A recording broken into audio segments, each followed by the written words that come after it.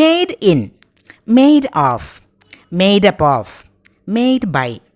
ഇതെല്ലാം ഇംഗ്ലീഷ് സംസാരിക്കുമ്പോൾ നമുക്ക് എപ്പോഴും ഉപയോഗിക്കേണ്ടി വരുന്ന ചില ഫ്രേസസ് ആണ്. പക്ഷേ ഇതൊക്കെ ശരിയായി തന്നെയാണോ നമ്മൾ ഉപയോഗിക്കുന്നത്? ഇടയ്ക്കൊക്കെ ഒരു ചെറിയ സംശയം തോന്നാറില്ലേ? ആ സംശയങ്ങളൊക്കെ ഇന്ന് മാറ്റാം. Made in. My mobile is made in India. എൻ്റെ മൊബൈൽ ഇന്ത്യയിൽ ഉണ്ടാക്കിയതാണ്. His mobile is made in China. അവൻ്റെ മൊബൈൽ ചൈനയിൽ ഉണ്ടാക്കിയതാണ്. ഇന്ത്യ, ചൈന ഒക്കെ കൺട്രീസിൻ്റെ നെയിമാണ്. അപ്പോൾ കൺട്രീസിൻ്റെ നെയിം ആണ് വരുന്നതെങ്കിൽ മെയ്ഡ് ഇൻ എന്ന് കഴിഞ്ഞിട്ട് കൺട്രിയുടെ നെയിം ഉപയോഗിക്കുക. Made of.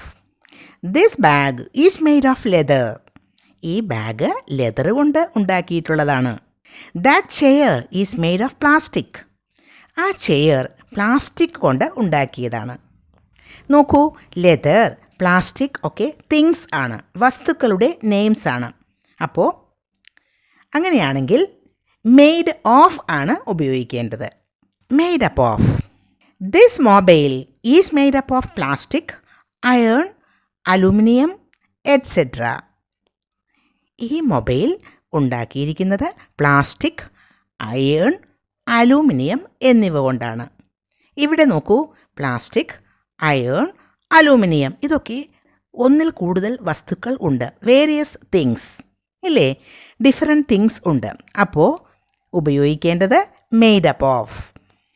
This mobile is made up of plastic, iron, aluminium et cetera.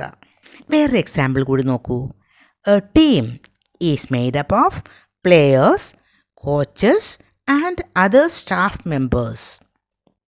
Players, coaches, അതുപോലെ അതർ സ്റ്റാഫ് മെമ്പേഴ്സ് എല്ലാവരെയും ചേർത്തിട്ടാണ് ഈ ടീം ഉണ്ടാക്കിയിരിക്കുന്നത്. കൂടുതൽ ആളുകളുണ്ട്. മെയ്ഡ് അപ്പ് ഓഫ് ഉപയോഗിക്കുമ്പോൾ വേരിയസ് തിങ്സ് അല്ലെങ്കിൽ പേഴ്സൺസ് ഉണ്ടായിരിക്കണം.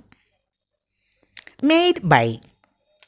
This painting is made by John. ഈ പെയിൻറ്റിംഗ് ഉണ്ടാക്കിയിരിക്കുന്നത് ജോൺ ആണ്. This fan is made by Havells. Havells എന്നത് ഒരു കമ്പനിയുടെ നെയിമാണ്. ജോൺ എന്നത് ഒരു പേഴ്സൻ്റെ നെയിമാണ്. അപ്പോൾ മെയ്ഡ് ബൈ കഴിഞ്ഞിട്ട് ഒരു പേഴ്സൻ്റെ നെയിം അല്ലെങ്കിൽ കമ്പനിയുടെ നെയിം ഒക്കെ ആകാം.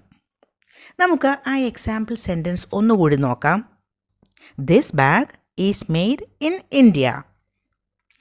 This bag is made of leather.